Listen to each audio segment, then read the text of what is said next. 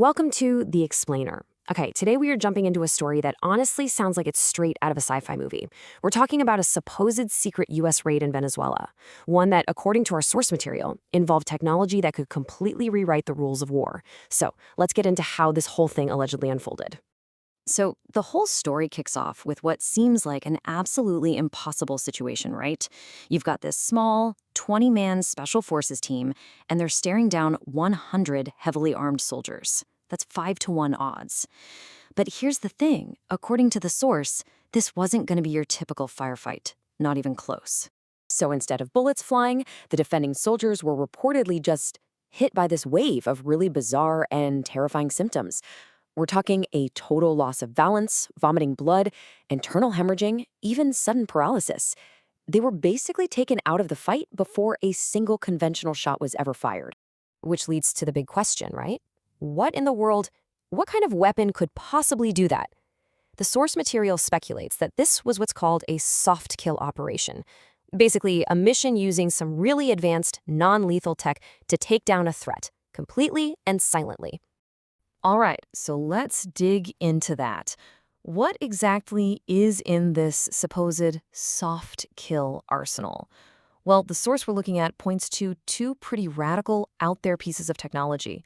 Okay, first up is a high-power microwave device. Apparently, it uses something called the Frey effect to fire a focused beam of energy that goes right through your skull. Now, this causes a super fast, tiny change in temperature in your inner ear fluids, which creates a pressure wave. And get this, your brain interprets that wave as a sound.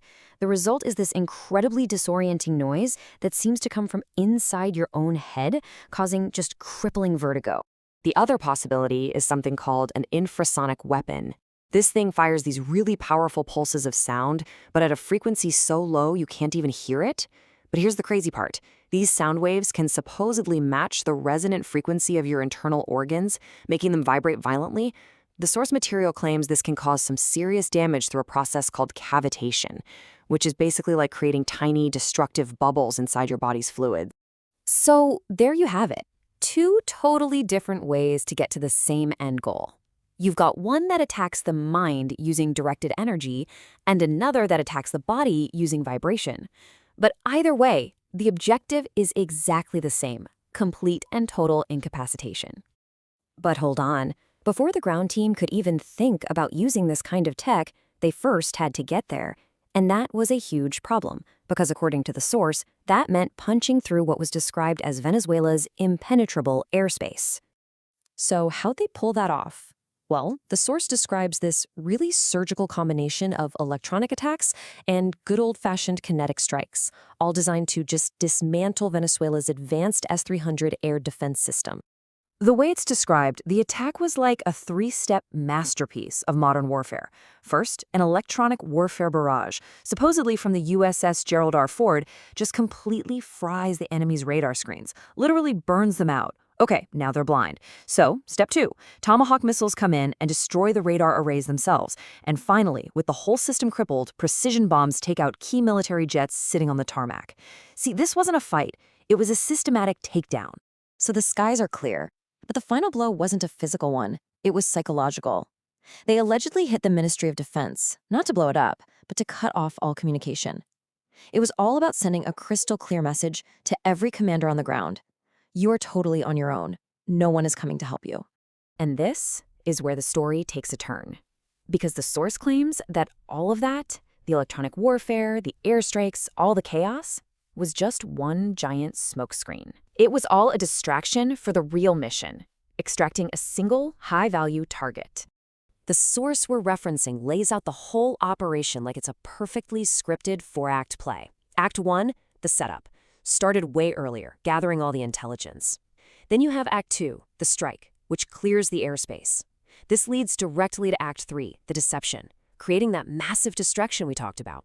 And all of it, every single piece, was just setting the stage for the main event, the extraction, carried out by Delta Force. And the level of planning described here is just staggering. The source alleges there was a CIA spy planted deep inside the target's inner circle. The operators actually rehearsed the mission over and over in an exact replica of the safe house, built right here in the US. And to give you an idea of the speed they were going for, they supposedly planned to use blowtorches on doors to get through them before anyone could even think to lock them. So the raid hits its peak inside the Fort Tuna military complex. The operators breach the safe house, and they secure Nicolas Maduro and his wife so fast that their security detail had literally no time to react. And just like that, in a matter of moments, they were gone. Okay, but the story doesn't just stop with the extraction. The source argues that the biggest takeaway here isn't really about the raid itself. It's about the kind of technology that allegedly made the whole thing possible in the first place. And ultimately, this brings us to a pretty chilling thought presented in the source material. This whole operation, if true, isn't just about Venezuela. It's about a mind-boggling technological gap. I mean, think about it. If these are the kinds of weapons we're hearing about, they're almost certainly just the tip of the iceberg. And that leaves us with the final, really unsettling question that the source poses. If this is what C-tier technology can do, what else is already out there? What does A-tier look like?